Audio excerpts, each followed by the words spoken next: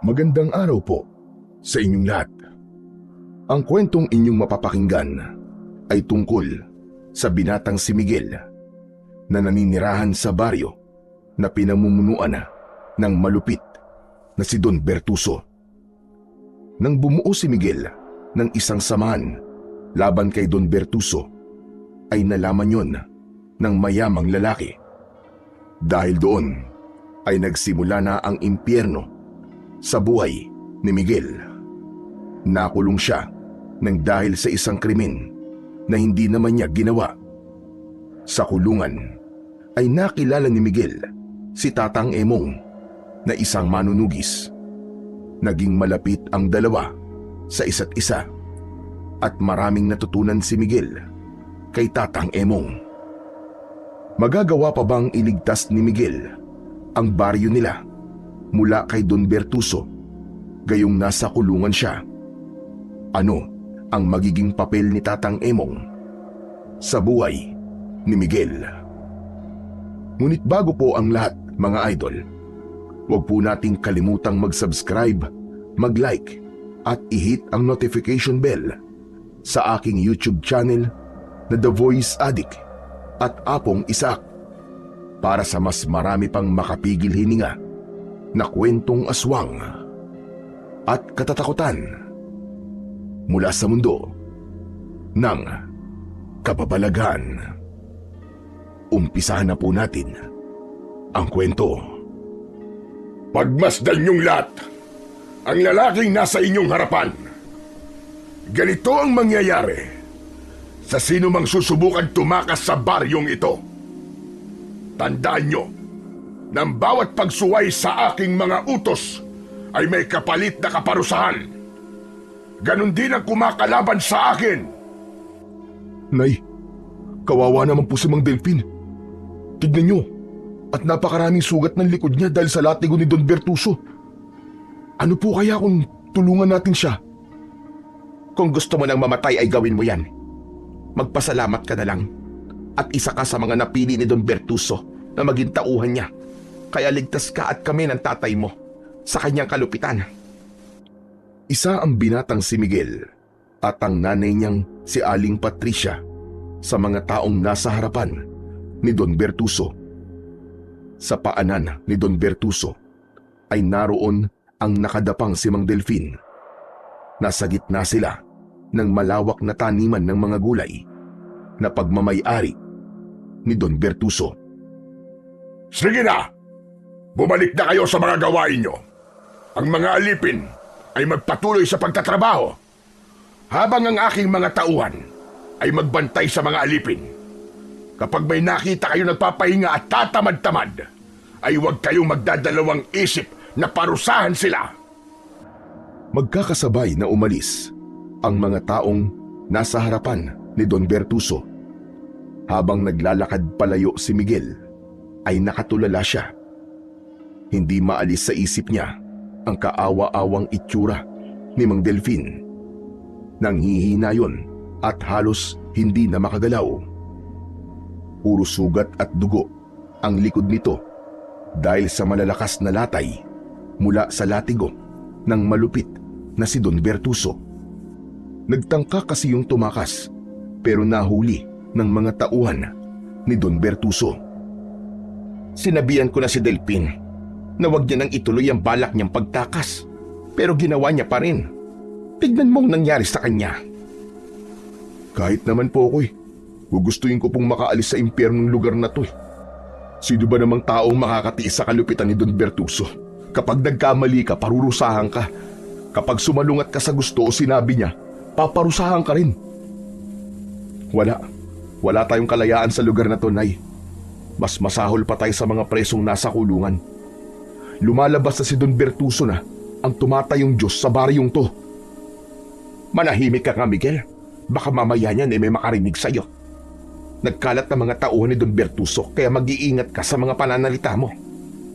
Wala na tayong magagawa sa sitwasyon natin ngayon. Dahil simula nang mabili ni Don Bertuso ang lupa ng ating baryo, ay naging alipin at tauhan na niya tayong mga walang kakayahang umalis sa lugar na ito. Kaya kailangan nating sumunod kay Don Bertuso kung gusto mo pang humaba ang buhay natin.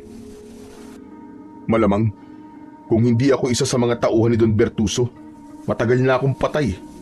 Sigurado ko na isa ako sa lalaban sa kanya hanggang sa makalaya tayong lahat sa pamumuno niya. Tama na nga yan, Miguel. Matakot ka nga sa mga lumalabas sa bibig mo. Hay nako, uuwi na ako at kailangan ng uminom ng gamot ng tatay mo. Baka nakalimutan na naman niyang inumin ng gamot niya. Ikaw naman, magtrabaho ka. Magbantay ka sa mga alipin. Ipakita mo kay Don Bertuso na karapat dapat kang maging isa sa mga tauhan niya. O siya, sige na. Aalis na ako.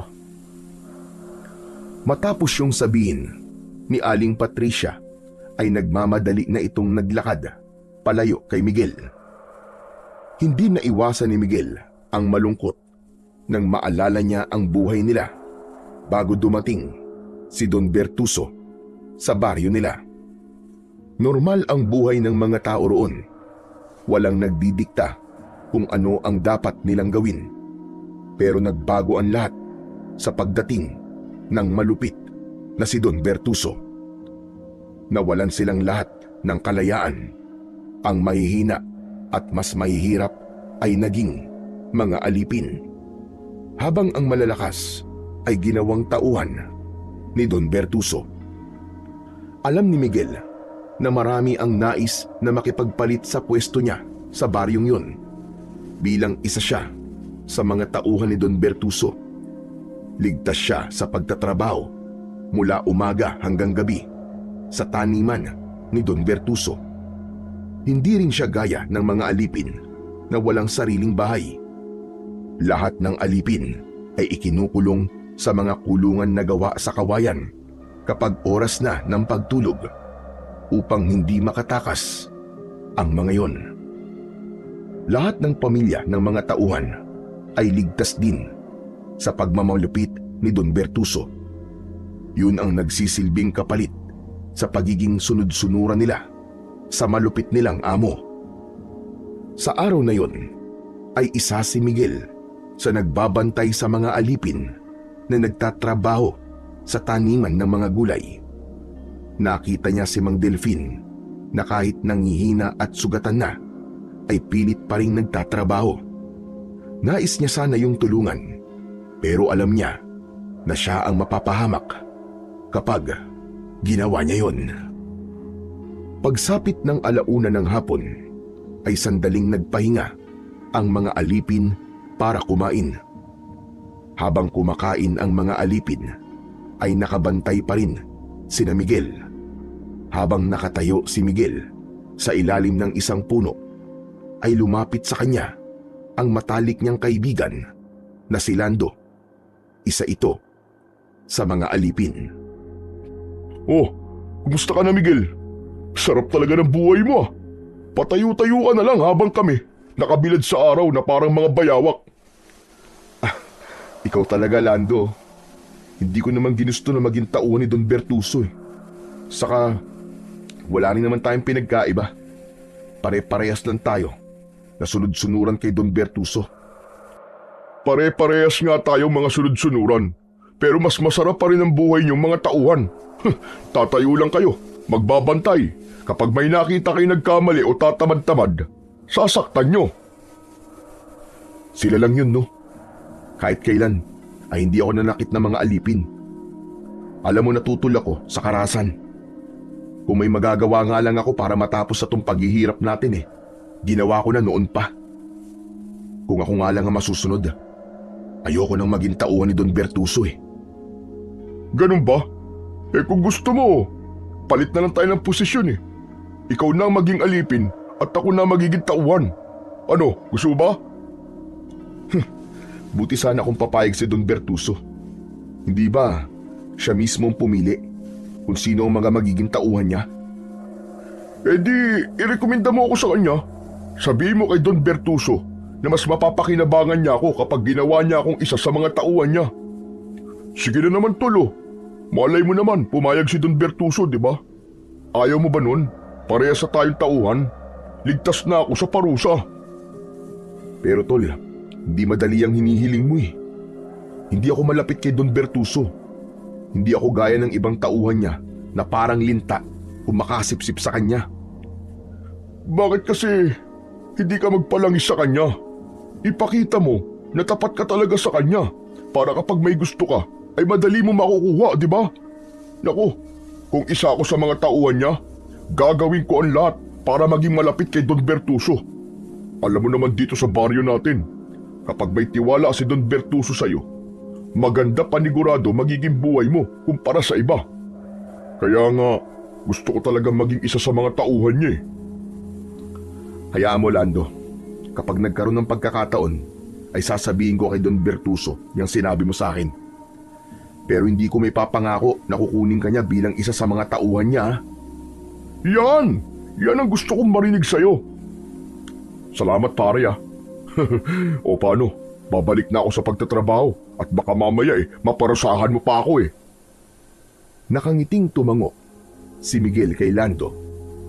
Nang umalis si Lando sa tabi niya, ay nalungkot siya dahil napakalaki na ng pinagbago ng paraan ng pag-iisip ng kaibigan. Hindi na ito gaya ng dating Lando na masayahin at palaban.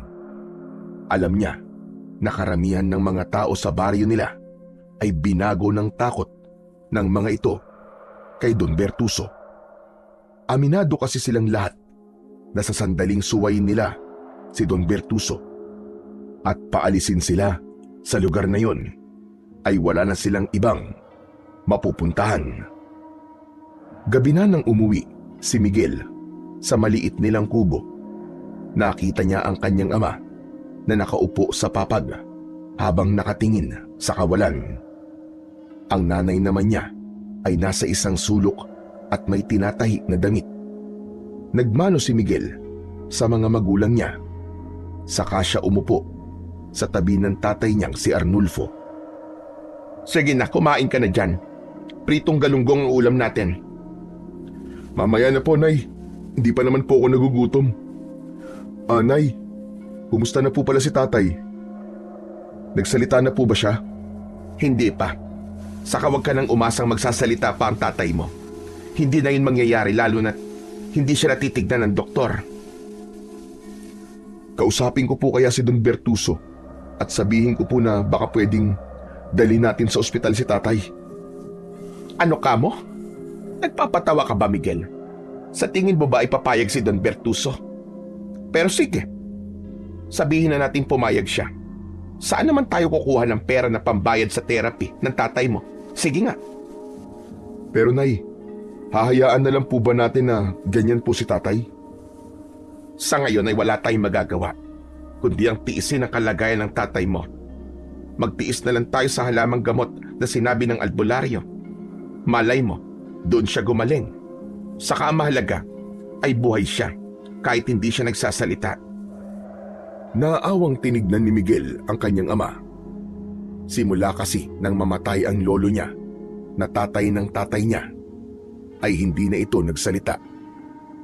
Namatay ang lolo ni Miguel dahil ito ang namuno sa mga rebelde na nag-aklas kay Don Bertuso. Mismong sa harap ni Arnulfo, pinatay ni Don Bertuso ang lolo ni Miguel. Kaya naiintindihan ni Miguel kung bakit tila nawala sa sarili ang tatay niya at hindi na ito nagsalita. Kahit sinong anak ay labis na magigimbal kapag nasaksihan ito ang pagpatay sa tatay nito. Sa bawat araw na lumilipas ay saksi si Miguel sa paghihirap ng mga alipin. Bago pa tuluyang sumikat ang araw, ay isa siya sa nagbubukas ng mga kulungan ng mga alipin. Nakikita niya kung paanong nahihirapan ang mga yon na humiga sa malamig na lupa. Kahit wala pang laman ang tiyan, ay nagsisimula ng magtrabaho ang mga yon. Minsan, saksi rin siya sa pananakit na ginagawa ni Don Bertuso sa mga alipin na nagkakamali. May mga pagkakataon din na kahit wala namang nagawang mali ang isang alipin, ay sinasaktan pa rin ni Don Bertuso. Isang umaga, habang nagbabantay sa mga alipin sa taniman ng gulay, ay nakita ni Miguel na hinahampas ng yantok ng isang tauhan si Mang Delfin. Halos malugmok na ang kaawa-awang matanda. Hindi na nakatiis si Miguel. Nilapitan niya ang lalaking tauhan at pinigilan niya ito. Ayon sa tauhan, ay nahuli nitong nakaupo lang si Mang Delfin. Kaya nito yon sinaktan. Ano ka ba naman? Intindi mo na lang si Mang Delfin. Alam mo naman na naparusahan siya ni Don Bertuso nung isang araw, di ba? Tignan mo nga oh. At sariwa pa ang mga sugat niya.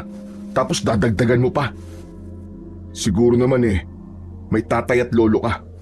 Maawa ka naman sa kanya. Sige na, ako nang bahala dito. Umalis na ang lalaking tauhan.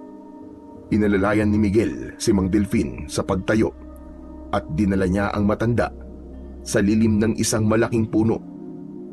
Pinainom niya ito ng tubig.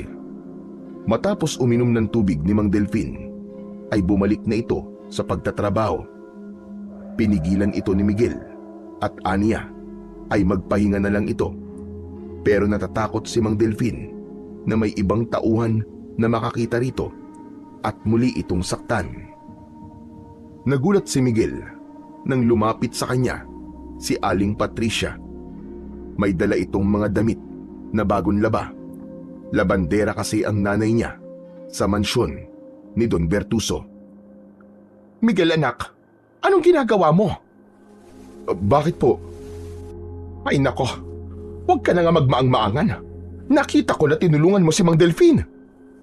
Nay, naaawa lang po ako sa kanya. Wala namang pumali sa ginawa ko Sa labas ng lugar na ito, tama ang ginawa mo. Pero sa mata ng lahat ng nandito, lalo na kay Don Bertuso, ay isang malaking pagkakamali yun, Miguel. Hindi ka ba talaga nag-iisip?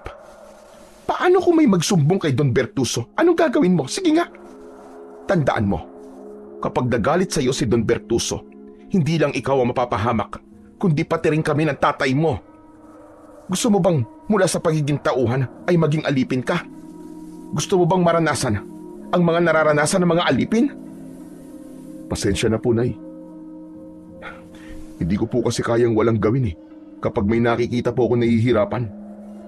Hindi ko po kayang magbulag-bulagan sa hindi tamang nangyayari sa lugar na to.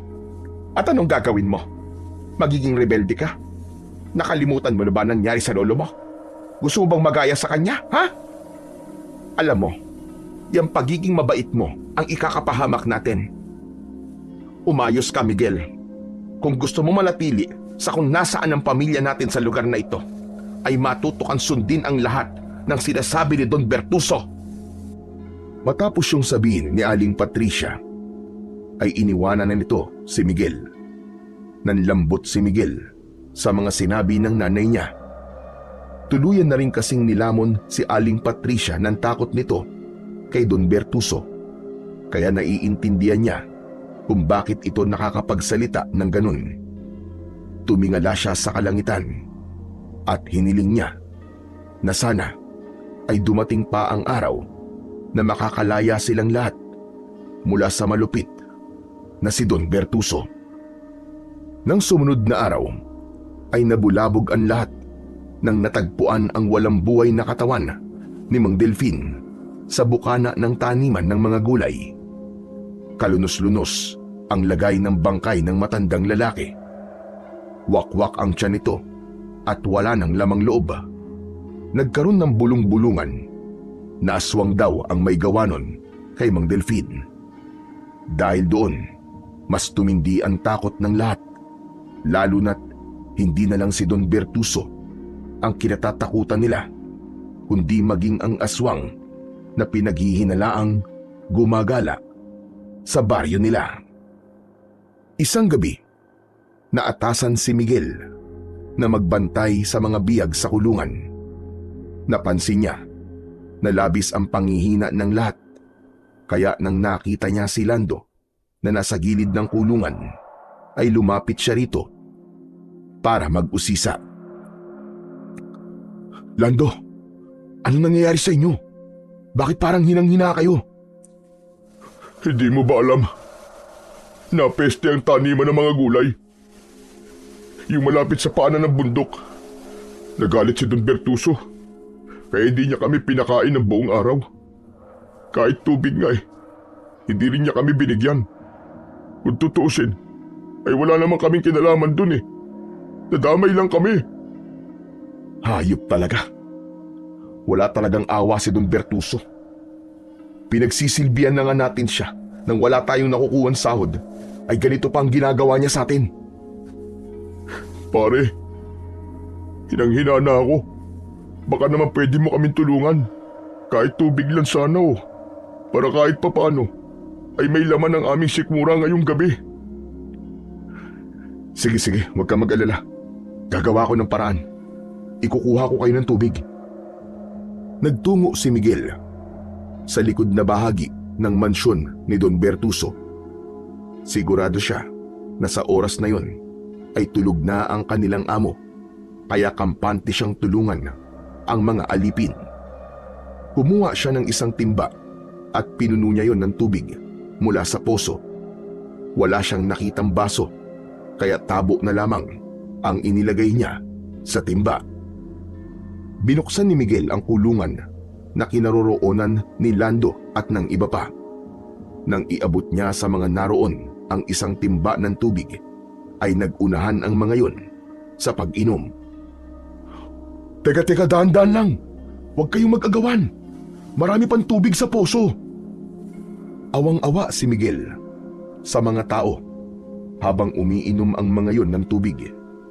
Binigyan din niya ng tubig ang mga taong nasa iba pang kulungan. Nang masiguro niya na nakainom na ang lahat, ay nakahinga siya ng maayos. Masaya ang puso niya na nakatulong siya sa mga kababaryo niya kahit sa maliit lang na paraan. Kinabukasan ng umaga, habang abala si Miguel sa pagbabantay sa mga alipin na nagtatrabaho sa taniman ng mga gulay, ay lumapit sa kanya ang isa sa mga tauhan ni Don Bertuso. Ayon dito, ay nais siyang makausap ng amo nila at pinapapunta siya nito sa mansyon. Walang ideya si Miguel kung bakit siya gustong makausap ni Don Bertuso, pero may kaba siyang naramdaman. Pagpasok niya sa sala ng mansyon, ay bumungad sa kanya ang karangyaan ng bahay ni Don Bertuso. Makintab ang marmol sa sahig at may malaking chandelier na nakasabit sa gitna. Nakaupo si Don Bertuso sa sofa habang may hawak na tabako. Magandang umaga po, Don Bertuso. Ipinatawag niyo raw po ako. Lumapit ka rito, Miguel. Humakbang si Miguel papalapit kay Don Bertuso. Malakas ang kabog ng kanyang dibdib. May nakapagsabi sa akin na pinainom mo raw ng tubig ang mga alipin kagabi. Totoo ba yon? Sino po may sabi niya sa inyo? Hindi na mahalagang malaman mo kung sino. Sagutin mo na lang ang tanong ko. Totoo ba o hindi? Totoo po. Naawa po kasi ako sa kanila nang nalaman ko po na maghapon po silang hindi kumakain at umiinom. Baka po kasi kung anong mangyari sa kanila eh. Hindi rin ba nasabi sa'yo na yun ay parusa ko sa kanila? Dahil napeste ang taniman ng mga gulay na malapit sa paanan ng bundok. Alam mo ba kung magkano ang nalugi sa akin dahil sa kapabayaan ng mga alipin? Sa ginawa mo, tinuturuan mo mga alipin na huwag matakot sa akin kasi alam nila na merong tutulong sa kanila sa tuwing paparusahan ko sila. Pasensya na po, Don Bertuso. Hindi ko po kasi kayang tiisin ang mga kababayan ko. Mga alipin ko na sila at ikaw ay isa sa aking mga tauhan. Miguel, isa ka sa mga kinuha kong tauhan ko dahil alam kong malakas ka. Alam ko na mas mapapakinabangan kita bilang isa sa aking mga tauhan. Alam mo naman siguro na isang malaking paglabag sa batas ko ang ginawa mo. Handa po kong tanggapin ang kahit na anong kaparusahan na ipapataw niyo po sa akin, Don Bertuso. Mabuti naman at alam mo mangyayari sa'yo. Pero dahil isa ka sa aking mga tauhan, ay bibigyan kita ng pagpipilian. Anong mas gusto mo? Tanggalin kita bilang isa sa aking mga tauhan at magiging alipin ka o 20 hampas ng latigo sa likod mo. Sandaling nag-isip si Miguel. Alam niyang hindi niya maaaring piliin na maging alipin siya dahil hindi lang siya ang mahihirapan, kundi maging ang mga magulang niya. Naghihintay ako ng sagot mo, Miguel. Bilisan mo, dahil kapag nainip ako, ay ako na ang pipili para sa'yo. 20 hampas na lang po ng latigo. Yun po pinipili kong kaparusahan. Tumango-tango si Don Bertuso. Tinawag nito ang isa sa mga kasambahay at inutusan nito yon na kunin ang latigo sa kwarto nito. Sunod na tinawag ni Don Bertuso ang 2 nitong tauhan at dinala ng mga yon si Miguel sa labas ng mansyon. Maya-maya pa ay sumunod na rin doon si Don Bertuso. Pinaluhod siya nito sa lupa. Ipinahinto muna ni Don Bertuso ang mga alipin sa pagtatrabaho upang panoorin ng mga yon ang parusang gagawin kay Miguel. Nakaharap si Miguel sa mga tao habang nasa likod niya si Don Bertuso. Nagulat si Miguel nang makita ang nanay niya na isa sa mga taong nasa harapan niya. Naluwa siya dahil alam niya na masasaktan ang nanay niya sa gagawin ni Don Bertuso sa kanya.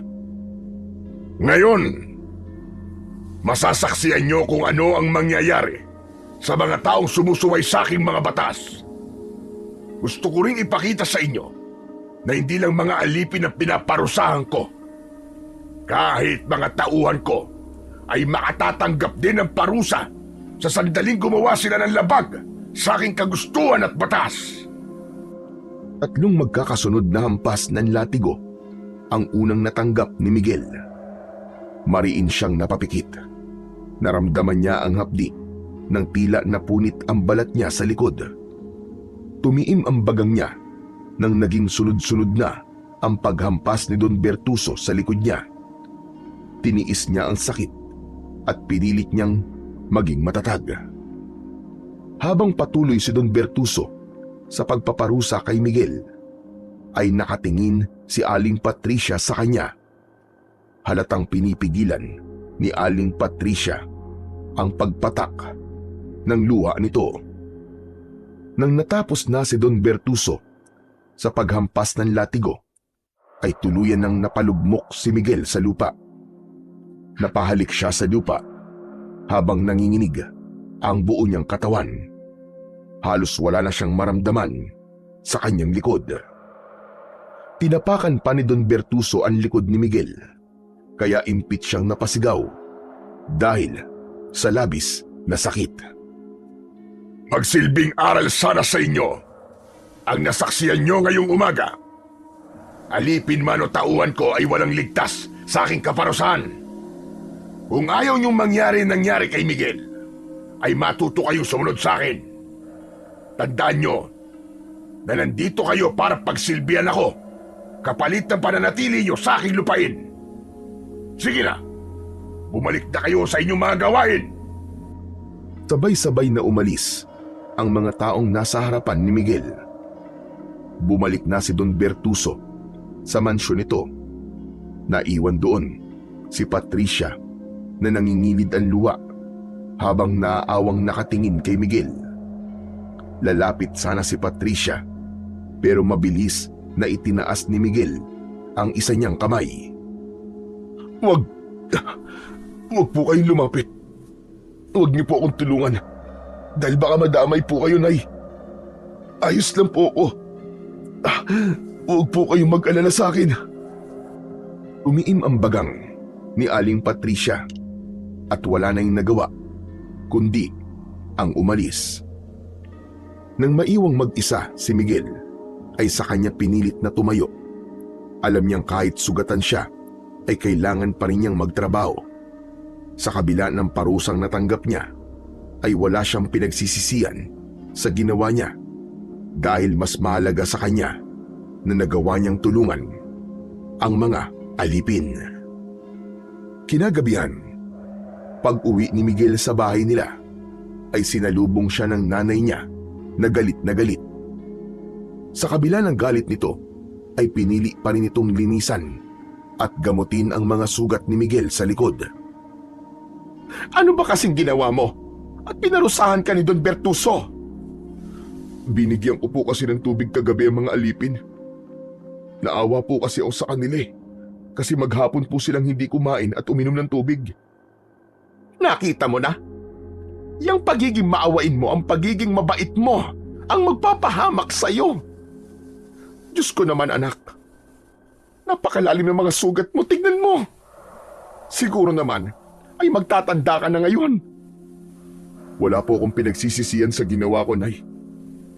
Masaya po ako na natulungan ko ang mga kababaryo natin. Mas magsisisi po ako kung hindi ko po sila binigyan ng tubig. Diyos ko naman, Miguel. Hindi ko na alam kung anong sasabihin ko sa iyo. Para mapagtanto mo na si Don Bertuso ang Diyos sa lugar na ito at wala tayong magagawa kundi ang sundin siya. Diyos? Hindi siya Diyos, Nay. Nagdiyos-Diyosan siya. Inaakala niya na siya ang Diyos dito sa baryo natin dahil binigyan natin siya ng ganoong kapangyarihan. Pero kung matututo lang po tayong lumaban, malalaman ni Don Bertuso kung saan siya dapat nakalagay. Anong ibig mo sabihin, Miguel? Lalabanan mo si Don Bertuso? Tumigil ka sa naiisip mong yan, ha? Kung gusto pang mabuhay. Nakalimutan mo na ba nangyari sa lolo mo? Ilang beses ko man sasabihin sa iyo yun? Nang dahil sa paglaban niya kay Don Bertuso, ay namatay siya. Miguel, anak, nag-iisa kitang anak. Aawa ka naman sa akin kung mauuna ka pang mamatay sa akin. Hindi ko pinangarap na maglibing ng anak. Pero hindi po ibig sabihin ay magagaya po ako kay Lolo, Nay. Gusto niyo po ba na ganito na lang po tayo habang buhay? Yung bang para tayong mga hayop na nakakulong sa baryong ito? Hindi na tayo makalabas dito. Sa tingin mo ba ay gusto ko ang ganitong buhay? Ayoko ng ganito, Miguel. Pero alam ko na wala na tayong pag-asa para baguhin ang ating kapalaran. Matagal ko nang tinanggap na habang buhay na tayong nasa ilalim ng pamumuno ni Don Bertuso. Mas pinili na lamang ni Miguel ang tumahimik dahil alam niya na kahit na anong sabihin niya ay hindi na magbabago ang opinyon ng kanyang ina. Ngunit sa isip niya ay naglalaro ang isang bagay na matagal niya nang nais gawin. At yun na yang ipagpatuloy ang nasimulan ng kanyang namatay na lolo. Nang dahil sa parusang natanggap niya, ay nagkaroon siya ng kagustuhan na pabagsakin ang malupit na si Don Bertuso. Sa mga sumunod na araw, ay dumami pa ang mga natatagpo ang bangkay sa baryo. Lahat ay pinatay sa kalunos-lunos na paraan. Wala nang lamang loob ang mga bangkay at halos inubos ang dugo sa buong katawan. Patuloy na natakot ang mga tao na may aswang na gumagala, pero para kay Miguel ay kagagawan yun ni Don Bertuso. Kung ano ang dahilan nito, kung bakit nito pinapatay ang mga tao, ay hindi niya alam.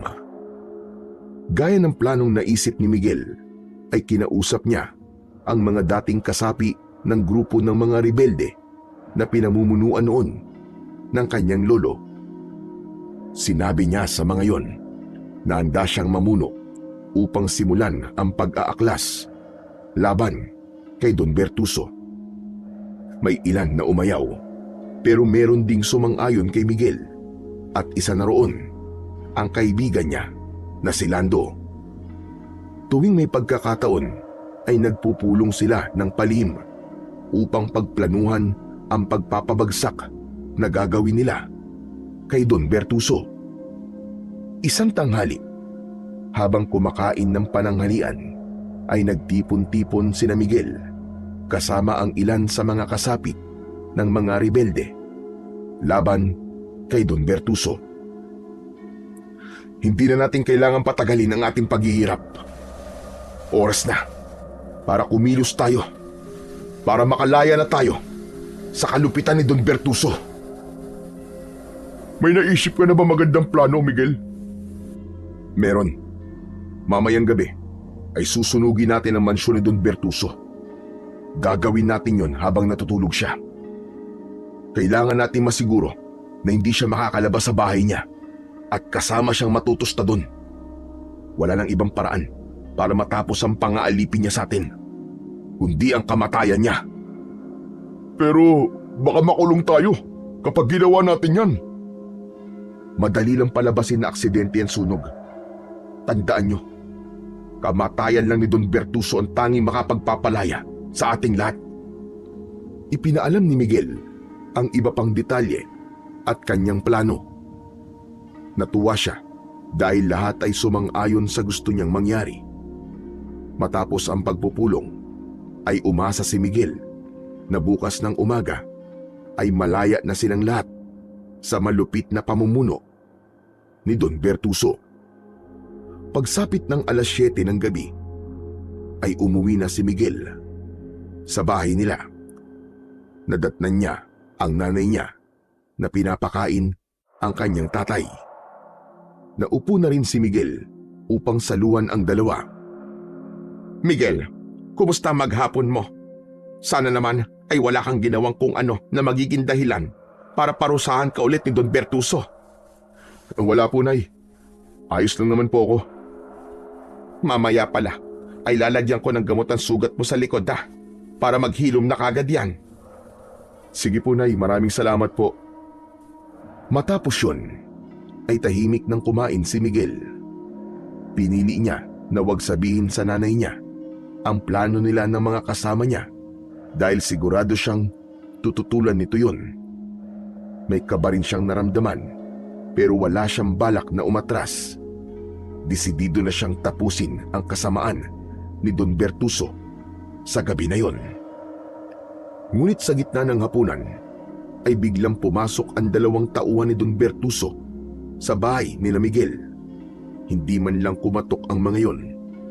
Dumiretso ang dalawang lalaki sa kusina at hinawakan ng mga yon ang magkabila ang braso ni Miguel. Tinutukan si Miguel ng isang lalaki ng baril sa ulo. Sinabi nito na kung ayaw niyang masaktan ay sumama na lang siya sa mga ito ng mapayapa. Ayon sa isang lalaki ay pinapatawag si Miguel ni Don Bertuso. Teka, sandali! Saan niyo madadali ng anak ko? Nay, huwag po kayo mag-alala. Sasama na lang po ako sa kanila. Diyos ko, ano na naman ba itong nangyayari? May ginawa ka na naman bang kasalanan kay Don Bertuso? Hindi na nagawang makasagot ni Miguel dahil maras na siyang hinila ng mga lalaki palabas ng kanilang bahay. Mas pinili niya na wag nang pumalag dahil may dalang baril ang mga lalaki. Habang naglalakad ay hindi na iwasan ni Miguel ang kabahan sa dahilan kung bakit siya gustong makaharap ni Don Bertuso. Dinala si Miguel ng dalawang lalaki sa lumang imbakan ng mga gulay na matatagpuan malapit sa gubat.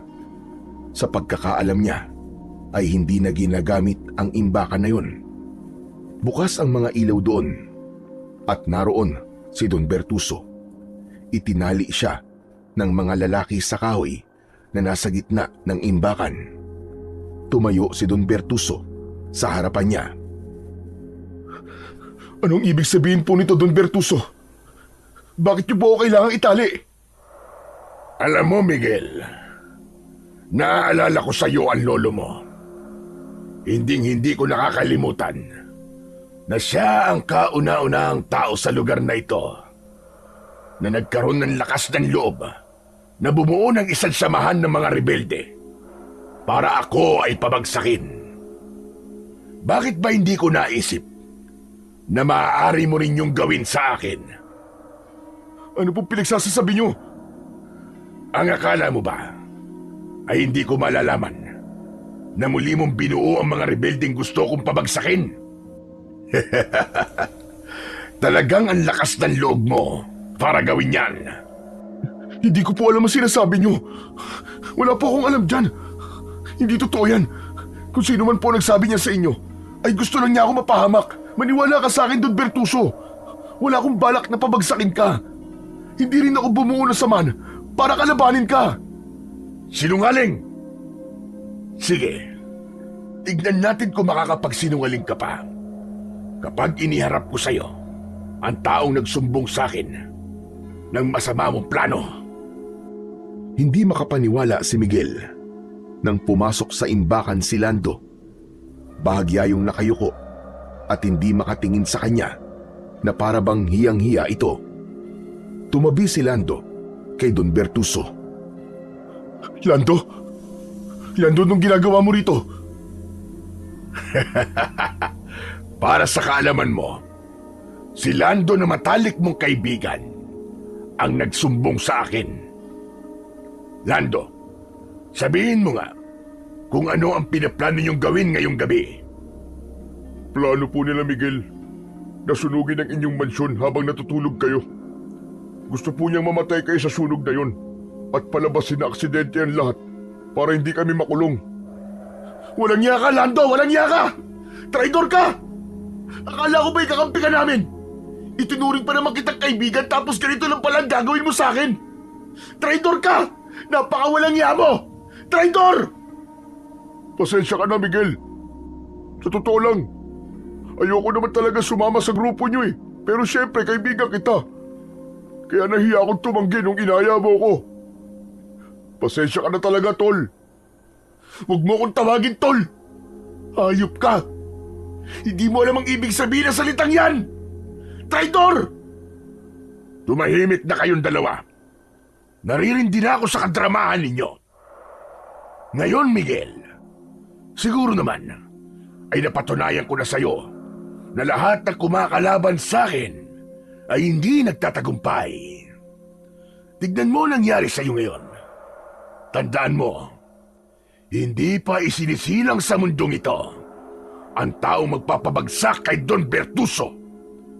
At hindi na siya isisilang kailanman dahil habang buhay akong mag-ahari sa baryong ito. Hindi ka Diyos para sabihin yan. Isinusumpa ko. Mapapabagsak kita, Bertuso. Ako ang tatapos sa buhay mo! Huwag kang managinip ng gising, Miguel. Hindi ikaw ang magpapabagsak sa akin. Dahil bago mo pa ako mapabagsak, ay ikaw muna ang pababagsakin ko. Bakit? Anong gagawin mo sa akin? Papatayin mo ako? Sige, patayin mo ako ngayon! Diyan ka naman magaling, di ba? Ang patayin ng mga walang kalaban-laban. Pero subukan mo akong pakawalan dito. Tignan natin kung mananalo ka sa akin. Huwag mo akong pangunahan sa gagawin ko sa'yo. At huwag ka rin mag-alala. Dahil may iba akong pinaplanong gawin sa'yo. Masyado ng luma kung papatayin kita. Dahil ang dapat sa mga kagaya mo ay pinapahirapan ng habang buhay. Don Bertuso, mawalang galang na po. Yung po napag-usapan po natin. Hindi po ba ang hinihingi kong kapalit sa pagsusumbong ko ay gagawin niyo po akong isa sa mga tauhan ninyo? Walang iya ka talaga, Lando. Walang iya ka. Tinraidor mo ko dahil lang sa bagay na yan. Hayop ka. Hayop ka. Hindi mo ako naiintindihan eh. Dahil wala ka sa kalagayan ko. Matagal ko nang gusto maging tauhan ni Don Bertuso. Sawang-sawa na ako magtrabaho sa ilalim ng araw. Pagod na ako maging alipin. At saka, hindi ba nakiusap ako sa'yo noon? Natulungan mo ako na maging tauhan. Pero wala kang ginawa. Hindi mo ako tinutulungan na makawala sa pagiging alipin. Makasarili ka, Miguel. Makasarili ka! Yan ba talaga ang tingin mo? Makasarili ako at hindi kita tinutulungan na makawala sa pagiging alipin. Ang pagbuo ko ng samahan laban kay Don Bertuso, hindi ba't isa yung paraan para hindi ka na maging alipin? Hindi lang ikaw, kundi ang lahat ng tao dito sa baryo natin. Hindi lang tayo makakawala sa pagiging alipin, kundi makakalaya na rin tayo sa kalupitan ni Don Bertuso. Pero dahil sa pagtatraidor mong hayop ka, ay malabo nang mangyari yun. Natigalgal si Lando sa sinabing yun ni Miguel. Tila doon lang nito naunawaan ang lahat kung bakit muling binuo ni Miguel ang kilusan na lalaban kay Don Bertuso. Tumahimik na kayo! Napakadrama niyong dalawa. At ikaw naman, Lando. Maraming salamat sa iyong katapatan sa akin. Ang mga kagaya mo ay dapat na binibigyan ng gantimpala. Isang nakakalokong ngisi ang pinakawalan ni Don Bertuso. Mula sa gilid ng pantalon nito ay hinugot nito ang isang baril. Itinutok nito ang baril sa dibdib ni Lando at sa kanito yon pinaputok. Walang buhay na bumagsak si Lando habang si Miguel ay labis na namigla sa bilis ng pangyayari. Ano ko, ugok? Hindi ko dapat pinagkakatiwalaan ng isang taong magawang traidorin ang kanyang kaibigan dahil paniguradong tatraidorin mo rin ako. Ano, Miguel? Nagulat ka ba? Huwag kang magalala dahil nag-uumpisa pa lamang ako. Sige, ipasok na ang isa pang sorpresa para kay Miguel. Laking gulat ni Miguel nang ipasok ng dalawa pang lalaki ang tatay niya. Nakatulala lang si Arnulfo na parabang hindi nito alam ang nangyayari. Hayop ka! Hayop ka, Bertuso! Huwag mong idamay ang tatay ko! Hayop ka! Hindi siya kasama sa mga rebelde! Hindi nga. Pero parte siya ng parusa ko sa'yo. Tignan natin kung hindi mo pagsisiyan ang pagtatraidor mo sa akin. 2 bala ng baril ang tumama sa dibdib ni Arnulfo. Nang bitiwan ito ng 2 lalaki ay bumagsak ito. Malakas na napasigaw sa labis na galit si Miguel. Gusto niyang isipin na panaginip lamang ang lahat, ngunit alam niya na yun ang realidad. Hayop ka! Hayop ka, Bertuso! Papatayin kita! Papatayin kita! Ganyan nga, Miguel. Ganyan nga. Magalit ka ng gusto. Gusto ko ay masiraan ka ng katinuan. Habang nagwawala si Miguel, ay lumapit si Don Bertuso sa kanya. Malakas nitong pinukpok ang ulo niya gamit ang hawak nitong baril. Sa lakas ng paghampas nito ay nanlabo ang paningin ni Miguel hanggang sa tuluyan na siyang nawalan ng ulirat. Hindi alam ni Miguel kung gaano siya katagal na nakatulog. Ngunit nang magising siya ay nasa loob na siya ng isang sasakyan. Nakaupo siya at nakaposas ang kanyang mga kamay. Bumukas ang pinto sa tabi niya at isang pulis ang akmang papasok. Mabilis na lumabas si Miguel sa sasakyan at binangga niya ang pulis. Agad naman siyang hinawakan ng mga pulis at pilit na ibinalik sa loob ng sasakyan. Doon niya nakita ang mga taong nakatingin sa kanya. Naroon din si Don Bertuso na tila isang demonyo habang nakangiti. Anong ibig sabihin ito? Bakit niyo ako inuhuli? Anong ibig sabihin ito? Miguel, Miguel, Miguel. Magmamaang-maangan ka pa rin ba, ha, Miguel? Ipapaalala ko lang sa'yo na pinatay mo ang tatay at kaibigan mo. Kung ano man ang dahilan mo, ay sa korte ka na magpaliwanag. Walang iya ka! Hindi ako pumatay sa kanila! Ikaw! Ikaw ang pumatay sa tatay ko at kay Lando! Wala akong dahilan para gawin yun sa kanila! Papatayin kita! Papatayin kita, Don Bertuso! Oh, tignan nyo, nakita nyo na! Pati ako'y pinagbabantaan niya. Ilayo nyo na ang kriminal na yan sa lugar na ito! Sige na! Magsasalita pa sana si Miguel nang biglang lumapit si Aling Patricia at pilit nitong inalis ang pagkakahawak ng mga pulis kay Miguel. Bitiwan niyo ang anak ko! Hindi siya kriminal! Bitiwan niyo siya! Kung ayaw mong pati ikaw ay huliin ng mga pulis, ay huwag ka nang makialam, Patricia. Alam kong mahirap para sa'yo na tanggapin na sarili mong anak ang pumatay sa iyong asawa. Pero wala tayong magagawa. Kailangan makulong ni Miguel. Yun ang batas. Ang ganyang karumal-dumal na krimen ay hindi ko pinapayagan sa aking lugar. Kung meron man dapat makulong dito ay ikaw yun, Bertuso. Hayop ka, demonyo ka. Sisiguraduhin ko na pagsisisihan mo lahat ng kawalangyaan mo. Magsisisi ka dahil hinayaan mo pa ako mabuhay. Babalikan kita. Babalikan kita! Parang awa nyo na. Huwag niyong hulihin ang anak ko. Inosente siya. Nagmamakaawa ako sa inyo. Nay, hayaan niyo na lang sila na hulihin ako. Huwag po kayong mag-alala. Dahil babalikan ko po kayo.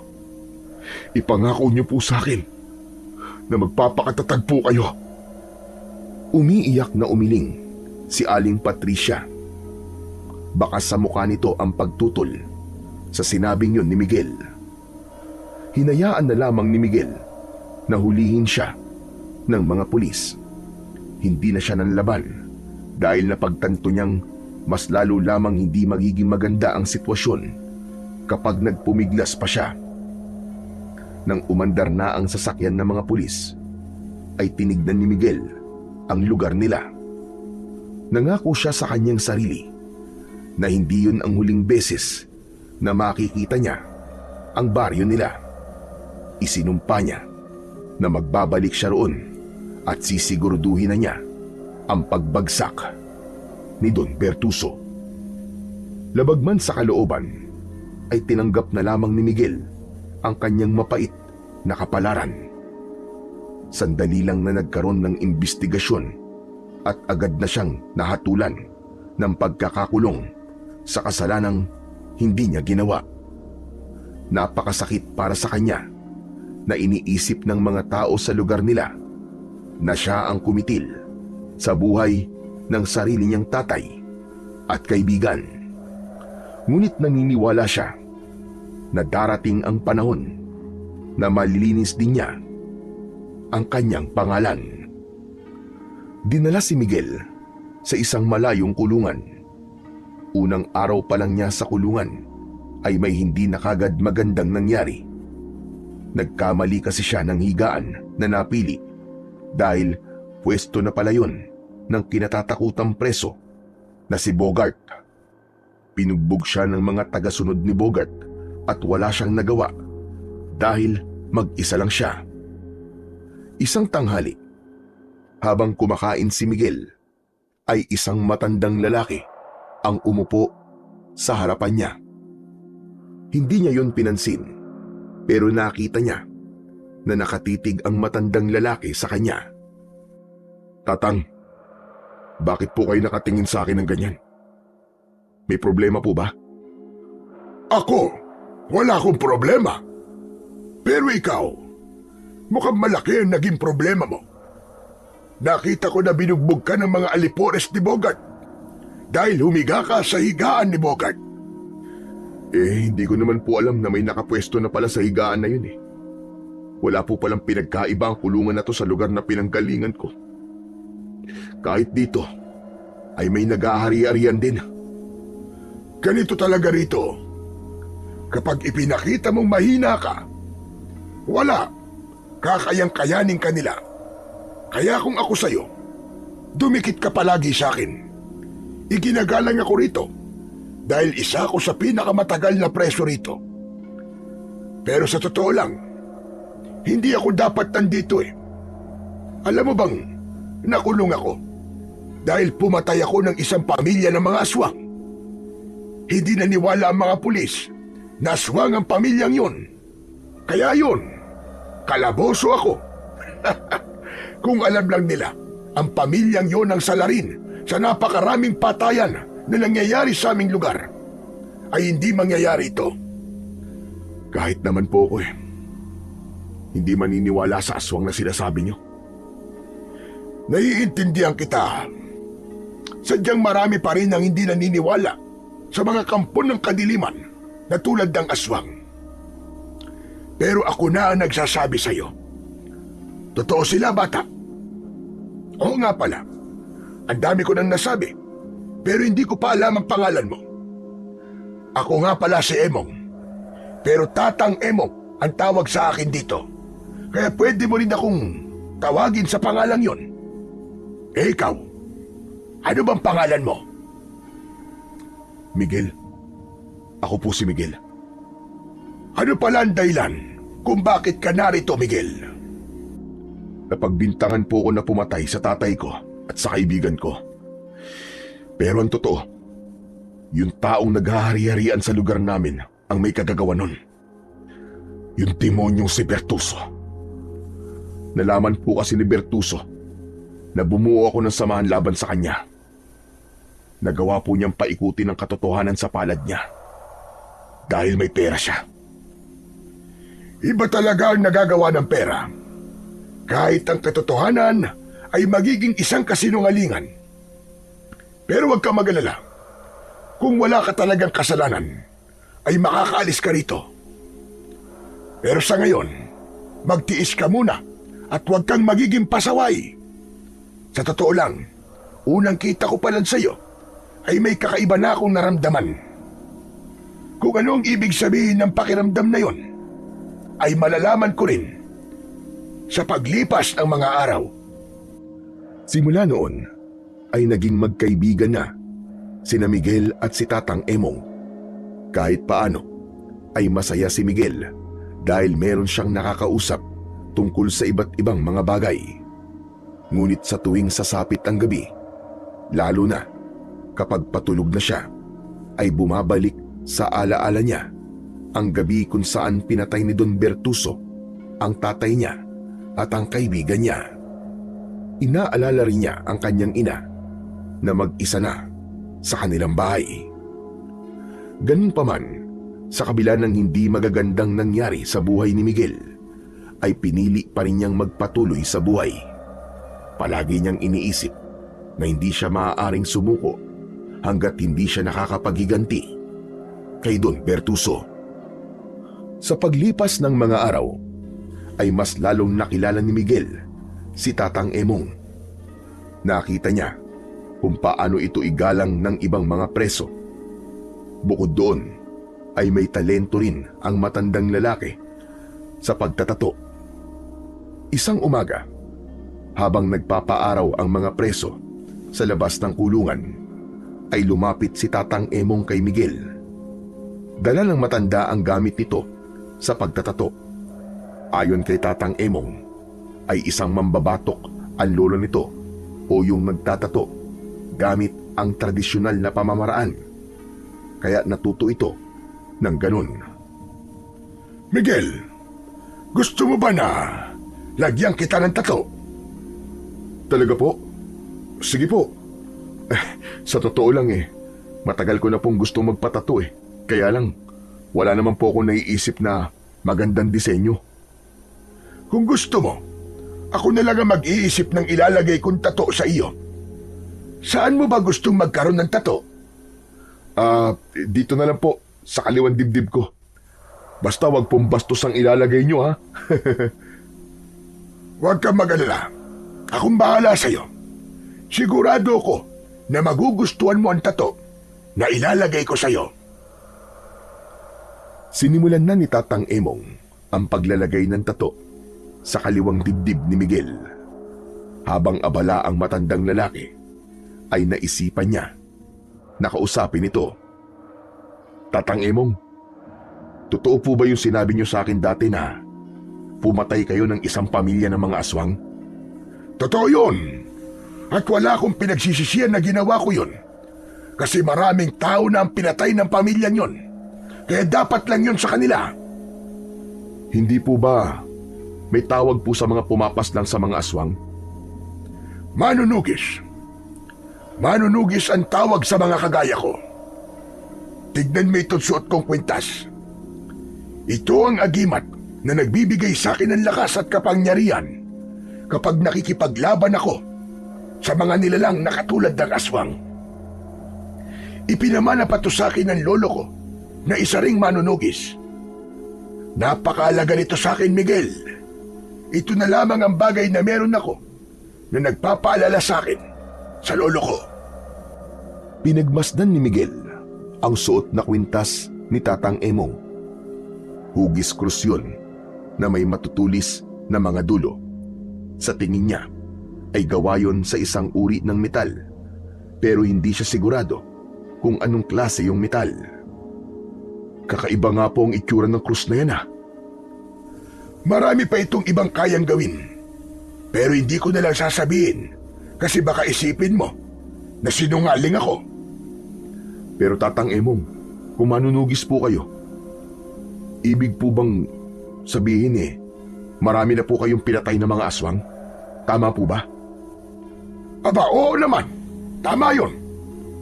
Hindi ko na mabilang kung ilan ang mga aswang na pinatay ko. Hindi ako matatawag na manunugis kung hindi marami ang aswang na nakaharap ko noon. Sa kabata pa lang ay sinanay na ako ng lolo ko para maging kagaya niya. Sayang po Tatang Emong. Kung hindi po siguro kayo nakulong, malamang hanggang ngayon po nakikipaglaban pa rin kayo sa mga aswang.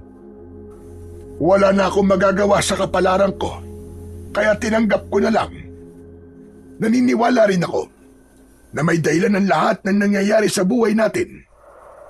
Kaya itong pagkakakulong ko rito, alam kong meron itong magandang dahilan. At sa tingin ko, ay alam ko na ang dahilan na yon. Napaka-positibo po pala ng pananaw niyo sa buhay, Tatang Emong. Ako kasi, hindi ko po makita kung anong magandang dahilan ng pagkamatay ng tatay ko at ng kaibigan ko. At itong pagbabayad ko sa kasalanang hindi ko namang ginawa. Si Don Bertuso po ang dapat na nandito at hindi ako. Mahirap talagang makita ang magandang dahilan ng masasakit na pangyayari sa buhay natin, Miguel. Minsan, kine-question pa natin ng Panginoong Diyos. Pero magtiwala ka lang sa plano niya. Saka tignan mo, nang dahil sa pagkakakulong mo, ay nagkakilala tayong dalawa. O ayan, tapos na ang tattoo mo. Tignan mo na at sabihin mo kung nagustuhan mo. Tinignan ni Miguel ang inilagay na tato ni Tatang Emong sa kanyang dibdib. Kumunot ang noo niya dahil dalawa ang tato na inilagay doon ng matandang lalaki. Isang sili at isang X. Magkatabi ang dalawang tato. Aba, ayos maganda po. Maganda? Bakit parang hindi maipinta ang mukha mo? Hindi mo yata nagustuhan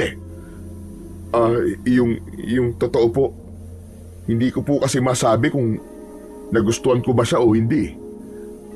Parang hindi po siya asig tignan Ang inaasahan ko pong itatato nyo sa akin dragon o kaya naman tigre. Pasensya ka na.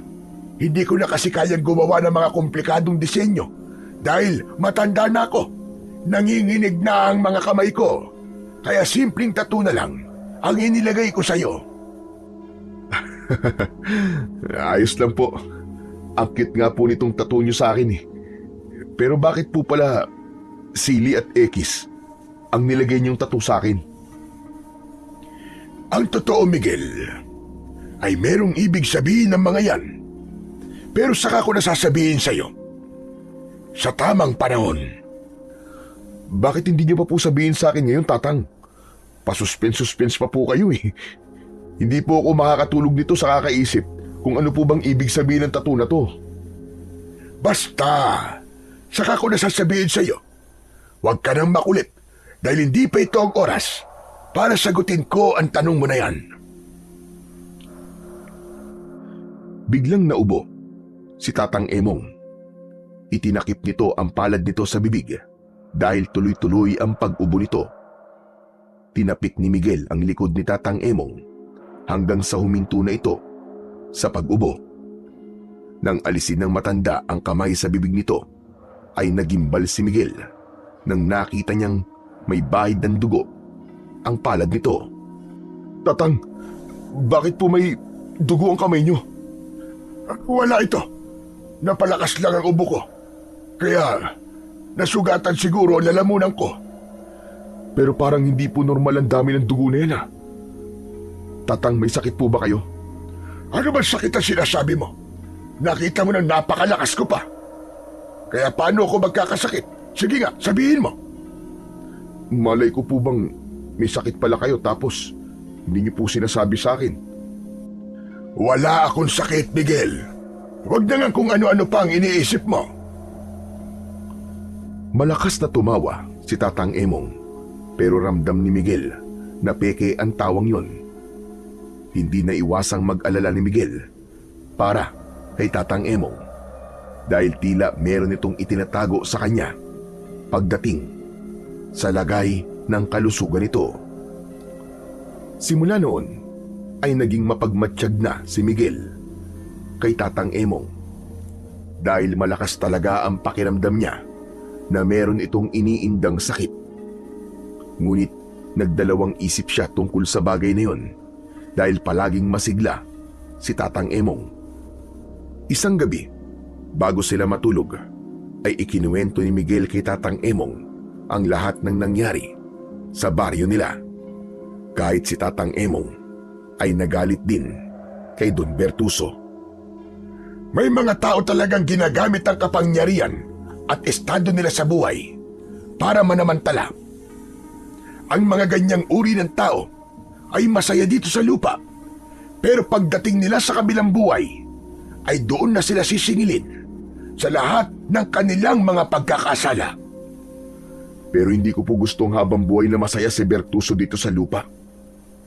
Gusto kong maramdaman niya ang tindi ng pag-iiganti ko. Gusto kong makitang nahihirapan siya. Naiintindihan ko kung bakit ganyang katindi ang galit mo.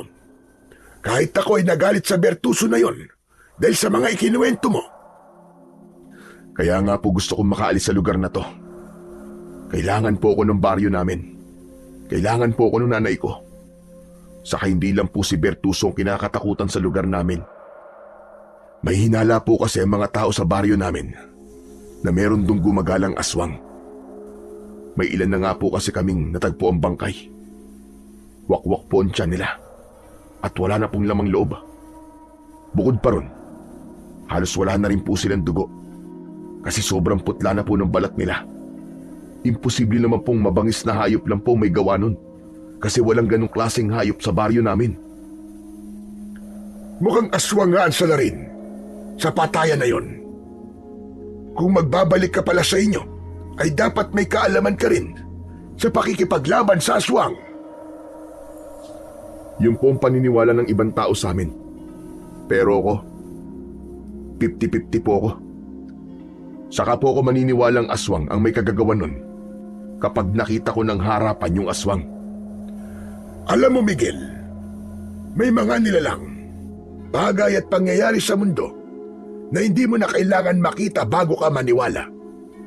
Paano kung totoo nga may aswang sa baryo ninyo? Paano kung pagbalik mo ron, kailangan mo siyang labanan? Paano mo yun magagawa kung wala ka namang kaalaman sa pakikipaglaban sa ganung uri ng mga halimaw? Sige nga. Tama po kayo. Ang iniisip ko po kasi dati ay si Bertuso ang pumapatay sa mga tao sa baryo namin. Pero napagtanto ko po na wala siyang dahilan para gawin yun. Lalo na't hindi po siya mabubuhay kung mawawala ang mga tauhan at alipin niya. Baka nga po aswang talaga ang totoong salarin sa pagpatay sa aming baryo. Kaya nga maganda kung magkakaroon ka ng kaalaman sa pakikipaglaban sa mga aswang. Pero paano naman po ako magkakaroon ng ganong kakayahan? Natawa naman ako sa sinabi mo. Nakalimutan mo na yata na isa akong manunugis. Sino pa ba ang pwede magturo sa'yo? Kundi ako lang. Pero Tatang Emong, baka naman po mapagod kayo. Hindi po ba may sakit po kayo? Ilang beses ko bang kailangan sabihin sa'yo na wala akong sakit? Dahil ba nung umubo ako ay may lumabas na dugo sa bibig ko? Naipaliwanag ko na yan sa iyo. Pero bahala ka kung iisipin mo may sakit ako. Pero sagutin mo na lang ang tanong ko. Handa ka bang sumailalim sa aking pagsasanay? Handa naman po ako, Tatang Emong. Pero sigurado po ba kayo na kaya niyo pa po? Kung wala kang tiwala sa akin ay wag na lang. Ang dami mo pa sinasabi. Sige na nga po. Oo na po. Pumapayag na po ako. Basta kapag may nangyaring hindi maganda sa inyo, huwag niyo akong sisisihin ha. Kayo ang may gusto niyan. Natawa na lamang si Tatang Emong sa sinabi ni Miguel. May kabang naramdaman si Miguel dahil wala siyang ideya sa kung anong klase ng pagsasanay ang gagawin nila ni Tatang Emong. Simula noon ay lihim nang nagsanay si Miguel sa tulong ni Tatang Emong sa isang tagumbahagi ng kulungan kapag meron silang libreng oras. Doon unang natutunan ni Miguel ang mga galaw sa pakikipaglaban sa aswang at ang tamang pagdepensa. Ginamit nila ang mga piraso ng kahoy at bakal bilang sandata. Madalas ay nadadapa si Miguel, napupuruhan at nasusugatan, ngunit bumabangon pa rin siya sa bawat pagkakadapa niya. Alam niyang kailangan niyang tumatag upang magtagumpay siya sa kanyang pag-iiganti. Hindi lamang lakas ng katawan ang pinanday ni Tatang Emong kay Miguel, kundi maging ang tatag ng kanyang katawan. Tinuruan siya ni Tatang Emong kung paano kontrolin ang takot niya at kung paano manatiling kalmado kahit nakaharap sa panganib. Habang lumilipas ang mga araw, naramdaman ni Miguel na unti-unti siyang lumalakas at doon niya napagtanto na napakalaki ng naitutulong sa kanya ng pagsasanay ni Tatang Emong sa kanya. Isang hapon, matapos ang matinding pagsasanay, ay habol ni Miguel ang kanyang paghinga. Nilapitan siya ni Tatang Emong at tinapik nito ang balikat niya. Mahusay, Miguel. Mahusay. Labis mo kong pinahanga dahil napakabilis mong matuto. 1 linggo pa lamang tayo nagsasanay, pero nakikita ko na ang napakalaking pagbabago sa iyo. Magaling po kasi kayo magturo. Maraming salamat po, Tatang Emong. Kasi hindi niyo lang po ako tinuruan sa pakikipaglaban, kundi pinatatag niyo rin po ang aking katawan. Ginawa ko yan dahil walang silbi ang husay mo sa pakikipaglaban kung mahina naman ang iyong katawan. Mas malaki ang tsansa mong magwagi sa kahit na anong laban kung matatag ang iyong pangangatawan. Ngayong handa ka na, ay may isang bagay akong ibibigay sa iyo na sigurado ko na magagamit mo. Nagulat si Miguel nang hubarin ni Tatang Emong ang agimat nito. Mas lalong nagulat si Miguel dahil isinuot yun ni Tatang Emong sa leeg niya. Isang papel din ang hinugot ng matanda mula sa bulsa ng pantalon nito at ibinigay nito yun kay Miguel. Nasa papel na yan ang kailangan mong dasalin upang manatiling buhay ang kapangyarihan ng agimat na yan. Gagawin mo yon tuwing gabi kapag bilog ang buwan. Huwag mong kakalimutan na dasalan ng agimat kung ayaw mong mawala ang kapangyarihan niyan.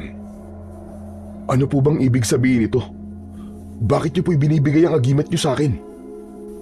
Humina na ba ang iyong pag-iisip dahil sa araw-araw natin pagsasanay? Hindi pa ba malinaw na ipinapasa ko na sa iyo ang pangangalaga sa agimat na yan? Pero Tatang Emong, bakit po? Alam ko po kung gaano kaimportante sa inyo ang agimat na to. Ang sabi niyo po ay ipinamana pa sa inyo ito ng lolo niyo. Matanda na ako, Miguel. Kahit dala ko ang agimat na yan, ay hindi ko na kayang makipaglaban. Saka matagal ko nang tinanggap na retirado na ako sa pagiging manunugis. Kaya panahon na para ipasa ko yan sa iba. Wala rin naman akong anak, kaya naisip ko na sa'yo ko na lang yan ipamana. Alam ko na karapat-dapat ka na magmay-ari ng agimat ko. Hindi ba ang sabi ko sa'yo dati ay may dahilan kung bakit ka napunta sa kulungang ito? Ito na ang dahilan na yon, Miguel. Kailangan nating magkakilala para magkaroon ka ng kakayahan na ipagtanggol ang inyong baryo. Hindi na napigilan ni Miguel ang mapaluha dahil naramdaman niya ang malaking tiwala ni Tatang Emong sa kanya. Maigpit niyang niyakap ang matandang lalaki. Maraming salamat po. Hindi ko po alam, Tatang Emong, kung ano pong nakita niyo sa akin para ipagkatiwala niyo sa akin ang inyong agimat.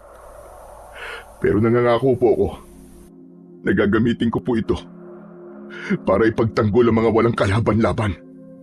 Yan ang gusto kong marinig sa'yo. Dahil ang agimat na yan ay nilikha para sa kabutihan. Humiwalay na si Miguel sa pagkakayakap kay Tatang Emong at pinunasan niya ang kanyang luha. Labis ang kanyang kasiyahan, hindi lang dahil marunong na siyang makipaglaban, kundi dahil din sa taglay niya na ang isang agimat na sigurado siyang magagamit niya sa sandaling makabalik na siya sa kanilang baryo. Sa mga sumunod na araw ay nagpatuloy si Miguel sa pagsasanay. Kahit mag-isa siya, ay hinasa pa rin niya ang kakayahan niya sa pakikipaglaban. Hindi niya na hinintay pang ayain siya ni Tatang Emong na magsanay dahil nagkaroon na siya ng pagkukusa. Alam ni Miguel na handa na siyang bumalik sa baryo nila upang pagbayarin si Don Bertuso sa lahat ng kasalanan nito. Handa na rin siyang harapin ang mga aswang na maaaring hanggang sa panahong yon ay patuloy pa rin nang bibiktima ng mga inosenteng tao. Ang tanging problema lamang niya ay kung paano siya makakalabas sa kulungan. Aminado siya na ang tanging paraan para makaalis siya roon ay ang pagtakas, pero hindi niya alam kung paano niya yon gagawin. Hanggang isang araw, habang abala sina Miguel at Tatang Emong sa pagbubungkal ng lupa sa taniman ng mga gulay sa kulungan, ay napansin ni Miguel na parang mawawalan ng malay si Tatang Emong. Agad niya tong nilapitan at inalalayan.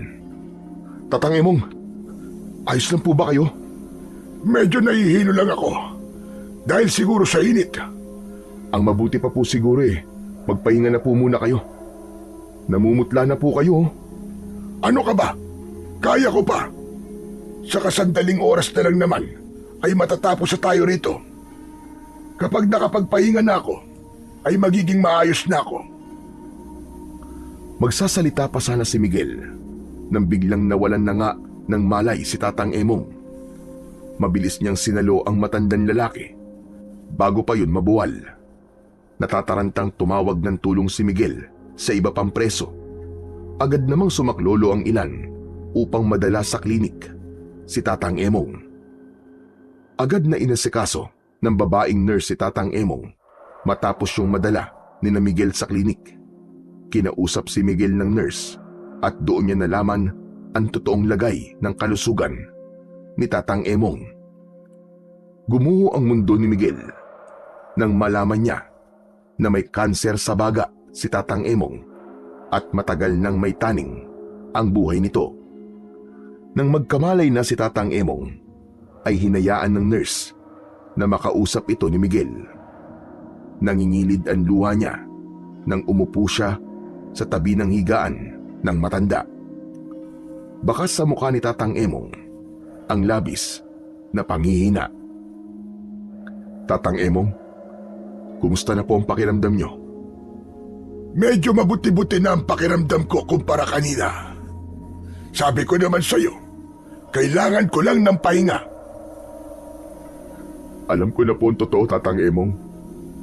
Sinabi na po sa akin ng nurse na may kanser po kayo sa baga at may taning na po ang buhay niyo. Bakit hindi niyo po sinabi sa akin yun, Tatang? Wala namang kasing magbabago sa kalagayan ko kahit sabihin ko pa sa'yo.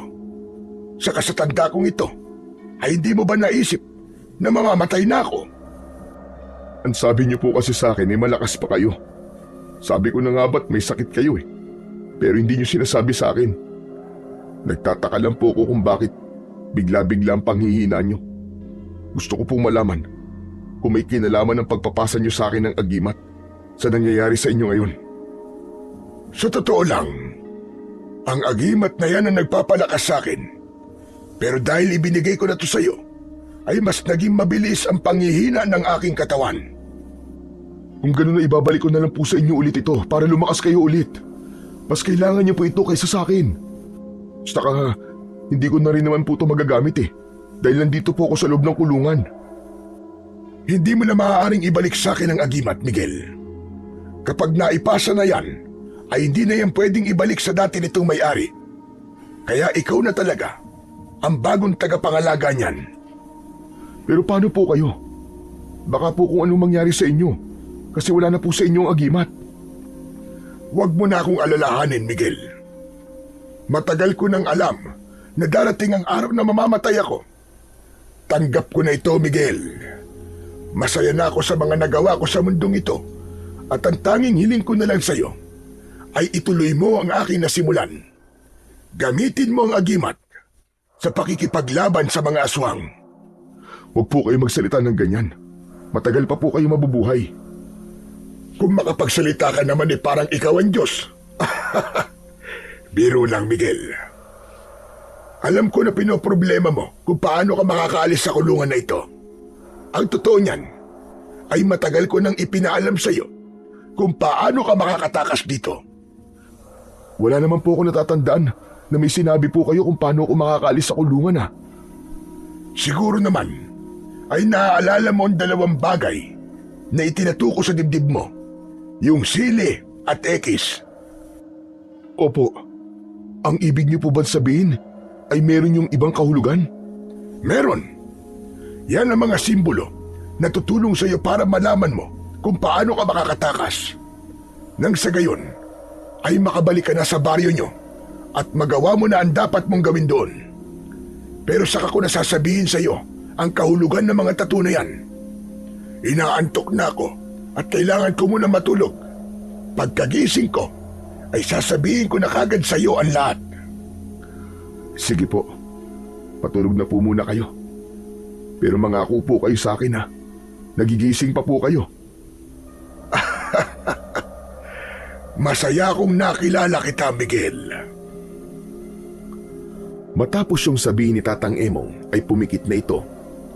Nais pa sana itong kausapin ni Miguel pero wala na siyang nagawa dahil mabilis na itong nakatulog.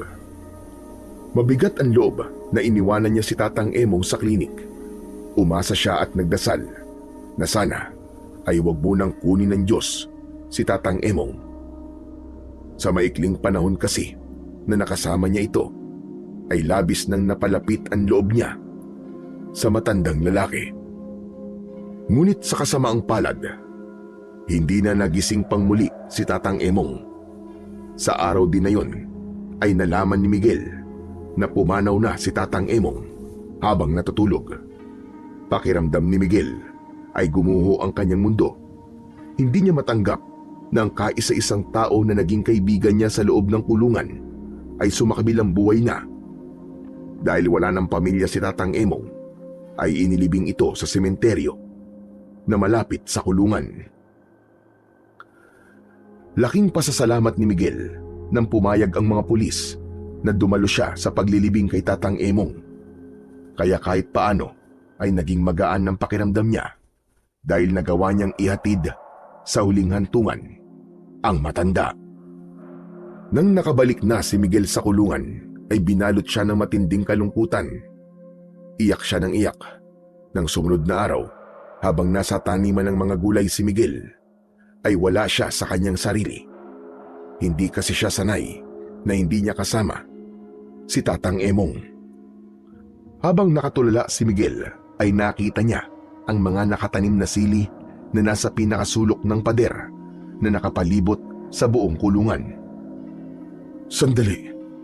Ang sabi sa akin ni Tatang Emong ay mga simbolo na tutulong sa akin para makatakas ako rito. Ang inilagay niyang tattoo sa akin. Hindi kaya ang mga sili na yun ang isa sa simbolo? Nilapitan ni Miguel ang mga sili. Sa pwesto niya ay wala nang nakakakita sa kanya dahil nasa pinakasulok na yon. Iginala niya ang kanyang paningin hanggang sa may nakita siyang malapad na bato sa gitna ng mga nakatanim na sili. Sa ibabaw ng batong yon ay may nakaukit na hugis ekis. Tama nga ako. Ang lugar na to ang tinutukoy ng mga simbolong itinato ni Tatang Emong sa akin. Pero paano naman ako makakatakas gamit ang sili at ang batong may ekis? Hindi kaya. Ang sili ay ang palatandaan ng lugar kung saan ako maaaring makalabas ng kulungan. At ang batong ekis naman ay ang marka ng daan palabas. Yumukod si Miguel at bahagya niyang inangat ang malapad na bato. Nagulantang siya nang may nakita siyang lagusan sa ilalim nun. Nanlamig siya nang napagtanto niya na isa yung lagusan. Siguro'y matagal nang ginawa ni Tatang Emong ang lagusan na to.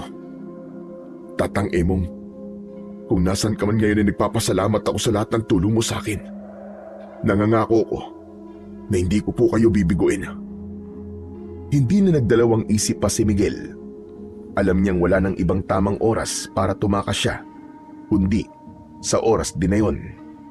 Luminga muna siya at nang masiguro niyang walang tao sa paligid, ay sa kanya tuluyang inalis ang bato.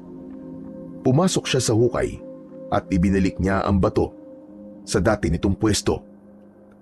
Gumapang si Miguel sa masikip na lagusan. Hindi niya ininda kahit may mga batong bumabaon sa braso niya. Makalipas ang ilang minuto, ay narating niya na ang dulo ng lagusan. Inalis niya ang nakatakip na makapal na tuyong damo sa butas at saka siya tuluyang lumabas. Nasa gitna ng isang makapal na talahiban si Miguel. Natanaw niya sa hindi kalayuan ang kulungan. Sa wakas, malaya na ako. Grabe ka rin, Tatang Emong. Matanda na kayo, pero nagawa niyo pang makapaghukay ng ganito kalayo. Maraming salamat po talaga. Utang ko sa inyo ang kalayaan ko. Hindi na nag-aksaya ng oras si Miguel at mabilis na siyang tumakbo palayo sa kulungan. Tinaak niya ang makakapal na talahiban. Sa dulo ng talahiban ay isang kalsada ang tumambad sa kanya. Hinubad niya ang kanyang damit na uniforme ng mga preso dahil sigurado siya na kapag may ibang taong nakakita na suot niya yun, ay matatakot sa kanya. Matyagang naghintay si Miguel sa tabi ng kalsada. Hindi nagtagal, ay isang jeep na may kargang mga gulay ang nakita niyang paparating. Pinara niya ang jeep at nakiusap siya sa driver na kapwede siya nitong iatid hanggang sa bayan. Tamang-tama naman na doon papunta ang jeep, kaya pumayag ang driver sa pakiusap ni Miguel. Pagdating sa bayan, ay gumawa si Miguel ng paraan upang mas mapalapit siya sa baryo nila. Isang may-ari ng pribadong kotse ang naawa sa kanya at inihatid siya nun sa baryo kung saan malapit ang baryo ni Miguel. Habang papalapit na si Miguel sa kanilang baryo, ay unti-unti siyang nakakaramdam ng kaba. Hanggang sa ibinaba na si Miguel ng driver ng pribadong kotse. Matapos niyang magpasalamat, ay nagsimula na siyang maglakad patungo sa kanyang totoong destinasyon. Humanda ka sa akin, Bertuso. Nalalapit na ang paghaharap nating dalawa. At sisiguraduhin ko sa iyo na sa pagkakataong ito ay magtatagumpay na ako na pabagsakin ka. Nag-aagaw na ang liwanag at dilim nang makarating si Miguel sa mismong baryo nila. Nagtataka siya dahil wala siyang nakitang kahit isang tao na nasa labas. Dumaan siya sa gilid ng baryo hanggang sa nakarating na siya sa bahay nila. Pagpasok ni Miguel ay nagulat si Aling Patricia nang nakita siya. Diyos ko! Miguel anak, anong ginagawa mo rito? Nakalaya ka na ba? Hindi po, Nay. Tumakas po ako sa kulungan. Ano ka mo? Bakit mo ginawa yun?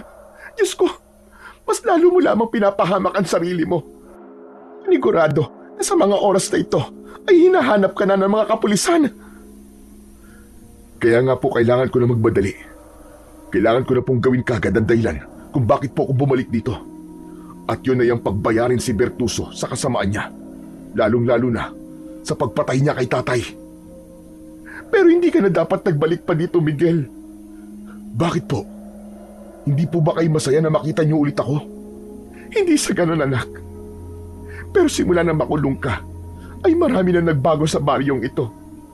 Hindi lang sa baryo, kundi sa mga tao na nandito. Teka, ano po bang ibig niyo sabihin, Nay? Si Don Bertuso, hindi siya isang tao. Isa siyang malakas na uri ng aswang. Siya ang aswang na pumapatay sa mga tao nung nandito ka pa. At ang masama pa nito, balak niyang gawing pugad ng mga aswang ang baryo natin, anak. Inamin niya sa aming lahat na yun talaga ang balak niya nung simula pa lamang. Sigurado po ba kayo sa sinasabi niyo, Nay? Parang ang hirap naman po yatang paniwalaan yan.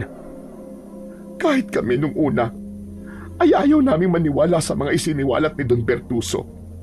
Ngunit nung hinawaan niya na ang lahat ng mga tauhan niya para maging aswang din, na kagaya niya, ay doon na kami naniwala. Pati ang ibang mga alipin ay ginawa na rin niyang aswang. Habang ang ibang alipin naman ay nakakatulong pa rin at ginagawang pagkain nila Don Bertuso. Ngunit may mga kagaya kong alipin na hindi nakakulong upang magtrabaho sa taniman. Napakahayop talaga ng Bertuso na yun. Napakasama niya. Mabuti na lang at bumalik ako rito. Dahil ako ang tatapos sa kasamaan niya. Anak naman, mas makakabuti kung aalis ka na lang dito. Hindi mo siya kayang labanan. Ipapahamak mo lamang ang sarili mo, anak. Huwag po kayong mag-alala, Nay. Dahil may nakilala po ako sa kulungan na isang manunugis. Ito po. Tignan niyo po itong suot kong kwintas. Isa po itong agimat na malakas na panlaban sa mga aswang. Ibinigay po ito sa akin ng manunugis na yun. Sisiguraduhin ko po na lahat ng mga aswang dito sa baryo natin ay papatayin ko. Uubusin ko silang lahat. Kung ganon, pati pala ako ay dapat mo na rin patayin. Po? Bakit ko naman po kayo papatayin? Dahil isa ako sa mga hinawaan ni Don Bertuso sa pagiging aswang niya. Isa na akong aswang, Miguel. Tuwing sasapit ang gabi, nagbabago ang aking anyo. Nakakaramdam ako na matinding gutom at uhaw. Pero tanging laman at dugo lamang ng tao ang gusto kong kainin at inumin. Sabihin niyo sa akin, Nay, kumain na po ba kayo ng tao? Hindi, anak. Kahit minsan ay hindi ako kumain ng tao. Kahit nahihirapan ako, ay hindi ko yung ginagawa. Pinipigilan ko ang aking sarili. Kung ganun, may pag-asa pa po kayo na maging tao ulit. Kailangan ko lang mapatay si Bertuso at pagkatapos ay hahanap tayo ng lunas sa sumpang nasa inyong katawan. Marami po akong nalaman tungkol sa mga aswang sa naging kaibigan ko manunugis sa kulungan. At isa sa mga natatandaan ko ay kapag hinawaan ng isang aswang ang isang tao, ay may pag-asa pa itong maging taong muli kung hindi pa siya kumakain ng tao. Kaya may pag-asa ka pa, Nay. Magtiwala lang po kayo sa akin. Mamayang gabi, sisiguraduhin ko na babagsak na si Bertuso. Itagahan niyo sa bato. Naluluwang tumango si Aling Patricia hanggang sa tuluyan na itong napagulgol. Maigpit na niyakap ni Miguel ang nanay niya upang pakalmahin ito. Tulungan mo ko, anak. Ayokong maging aswang habang buhay. Natatakot ako na baka dumating ang araw na hindi ko na mapigilan ang aking sarili at magawa ko na rin pumatay at kumain ng tao, gaya ng mga taong ginawang aswang ni Bertuso. Huwag kang mag-alala, Nay. Gagawin ko po ang lahat para maging normal ulit kayo. Magtiwala lang po kayo sa akin. May awa po ang Diyos. Nang sandaling yon, ay mas lalong tumindi ang kagustuhan ni Miguel na tapusin na ang kasamaan ni Don Bertuso at wala nang ibang paraan para mangyari yon kundi ang patayin niya ito. Kahit papano ay natuwa siya nang malaman niyang si Don Bertuso at ang aswang na kailangan niya ring patayin ay iisa lang. Ibig sabihin, isa lang ang kailangan niyang patayin para magwakas na ang dilubyong nangyayari sa kanilang baryo. Pagsapit ng 10:00 ng gabi, ay naglakad na si Miguel papunta sa mansyon ni Don Bertuso. Dala niya ang isang bagong hasang itak na siyang gagamitin niyang sandata sa pakikipaglaban. Nang nasa harap na siya ng malaking pinto ng mansyon, ay huminto siya at malakas na sumigaw. Bertuso! Lumabas ka, harapin mo ako! Tapusin na natin ang laban ngayong gabi! Hindi nagtagal ay lumabas si Don Bertuso. Nakasuot yon ng itim na roba. Nagulat si Don Bertuso pagkakita kay Miguel. Tinotoo mo nga ang sinabi mo, Miguel. Nagbalik ka na rito sa ating baryo. Maligayang pagbabalik. Kumusta ka na? Sabihin mo sa akin kung paano mo nagawang makalabas ng kulungan. Wala ako rito para makipagkumustahan sa'yo, demonyo ka. Nandito ako para tapusin ang paghahari mo. Walang iya ka. Isa ka palang aswang. Hindi ka na nakontento sa ginawa mo kaming alipin. Talagang ginawa mo pang kagaya mo ang mga tao rito. Gusto ko kasing gawing kuta ng mga aswang ang baryong ito. Dito ko uumpisa ng lahat hanggang sa mapalawak ko ang aking paghahari sa iba pang baryo. Hindi na mangyayari yan. Dahil papatayin na kita ngayon. Walang pagdadalawang isip na sinugod ni Miguel si Don Bertuso. Naramdaman niya ang kakaibang lakas at bilis na ibinigay sa kanya ng suot niyang agimat. Bago pa man siya makalapit kay Don Bertuso, ay nag-anyong aswang ito. Mas lumaki ang katawan nito. Sinalubong ng aswang si Miguel at napasigaw siya nang bumaon ang mga kuko nito sa dibdib niya. Bumagsak si Miguel pero agad siyang tumayo habang sapu-sapo ang dumudugo niyang sugat.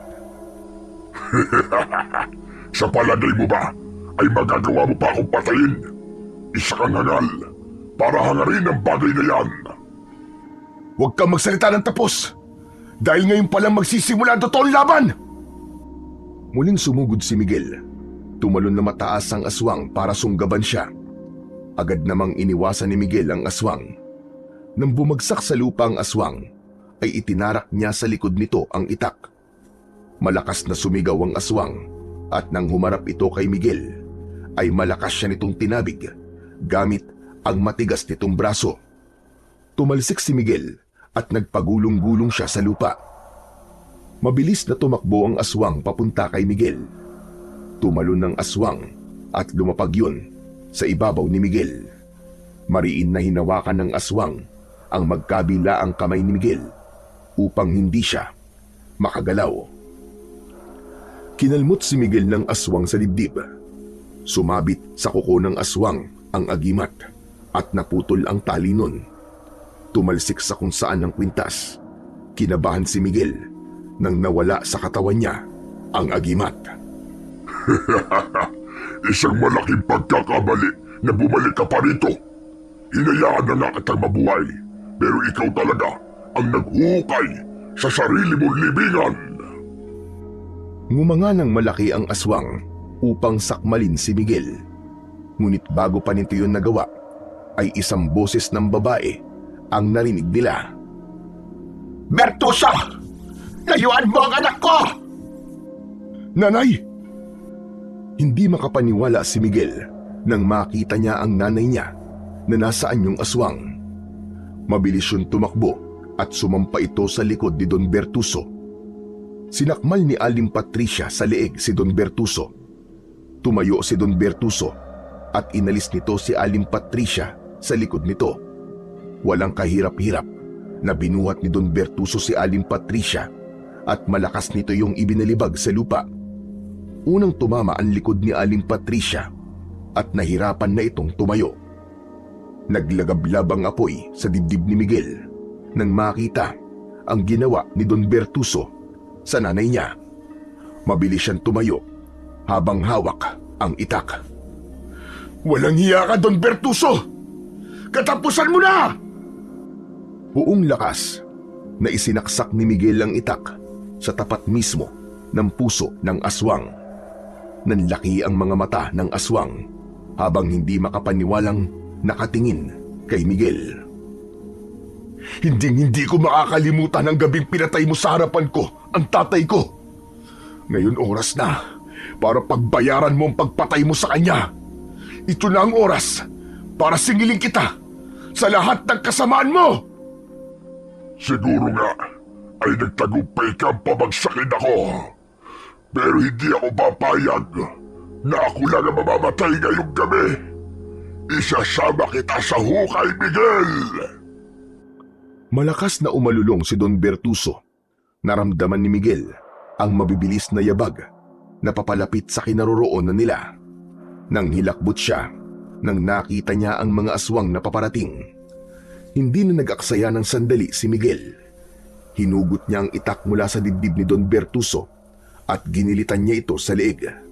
Sa lalim ng sugat nito sa leeg ay halos humiwalay na ang ulo nito sa katawan nito nang bumagsak yon sa lupa. Matapos mamatay ni Don Bertuso, ay inihanda naman ni Miguel ang sarili sa pagharap niya sa mga aswang na paparating. Hanggang sa narinig ni Miguel ang sigawan ng mga taong nakakulong sa kulungan na gawa sa kawayan na nasa gilid ng mansyon. Inuuga ng mga tao ang kulungan. Hindi nagtagal ay nasira ang kulungan at sabay-sabay na lumabas ang mga tao mula roon. Lahat ay kumuha ng kahit na anong bagay na pwedeng gamiting sandata, gaya ng bato at mga kawayan na mula sa nasirang mga kulungan. Sinugod ng mga tao ang mga aswang. Matapang na nilabanan ng mga tao ang mga yon. Naramdaman ni Miguel ang nagsusumidhing kagustuhan ng lahat na tuluyan ng alisin ang kasamaan sa baryo nila. Agad na tinulungan ni Miguel ang mga tao sa pakikipaglaban sa mga aswang. At dahil sa kanilang pagtutulungan, ay mabilis nilang naubos ang mga aswang. Hindi nagtagal, ay wala ng buhay na aswang ang natira sa harapan ng mansyon ni Don Bertuso. Habang nagsasaya ang mga tao, ay nilapitan ni Miguel ang kanyang ina. Bahagya niyang inangat ang ulo nito.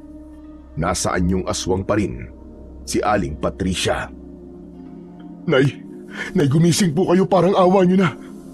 Nay, huwag niyo po akong iiwan. Hindi makapaniwala si Miguel nang unti-unting bumalik sa pagiging tao si Aling Patricia. Nang tuluyan na yung naging tao, ay nagising na ito. Nay! Nay! Salamat sa Diyos at buhay ka!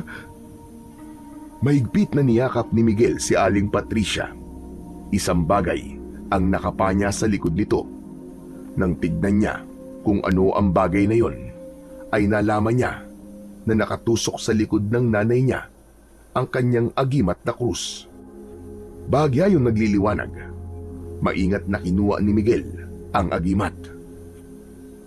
Totoo nga sinabi ni Tatang Emong. May iba pang kapangyarihan ng agimat na to.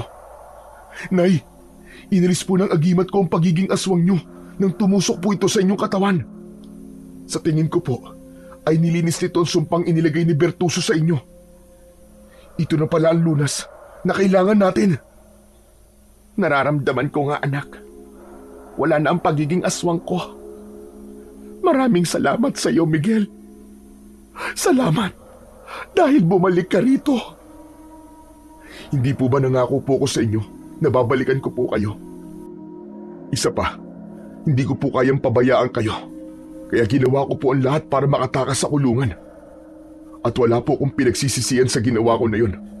Dahil nagbunga ng maganda ang pagtakas ko. Simula noon, ay unti-unting bumalik sa normal ang buhay ng mga tao sa baryo ni Miguel. Lahat ng tao ay nagpasalamat kay Miguel sa kabayanihan niya. Ang tagumpay na yon ay buong pusong inalay ni Miguel kay Tatang Emong. Muling nagkaroon ng imbestigasyon sa kaso ng pagpatay sa tatay ni Miguel at kay Lando at napatunayan na walang kasalanan si Miguel. Nabura ang masamang paratang laban sa kanya at tuluyan ng naghilom ang sugat ng nakaraan. Natutunan ni Miguel na basta't malinis ang hangarin at tapat ang puso niya, ay tiyak na makakamit niya ang tagumpay. Napatunayan din niya na ang kasamaan ay kailanman hindi magwawagi sa kabutihan.